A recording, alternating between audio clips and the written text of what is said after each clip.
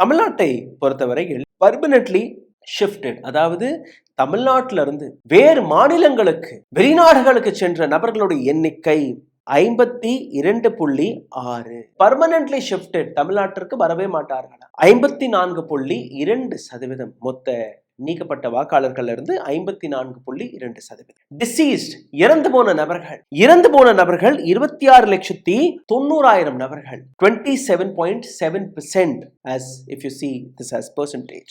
Absent அல்ல untraceable, இவர்களை பற்றி எந்த விதமான ட்ரேஸும் கிடையாது, வீட்டுக்கு போனா வீட்டுல ஆட்கள் கிடையாது, அது போன்ற நபர்கள். இந்த கேட்டகரியில நீங்க பார்த்தீர்கள்னா 13,60,000 நபர்கள், 13.9% நீக்கப்பட்ட வாக்காளர். டூப்ளிகேட் வாக்காளர், ஒரு நபருடைய ஐடென்டிபிகேஷன் இன்னொரு இடத்திலும் இருக்கு. இது போன்ற வாக்காளர்கள், டூப்ளிகேட் வாக்காளர்கள் 3,98,000, கிட்டத்தட்ட 4 லட்சம்.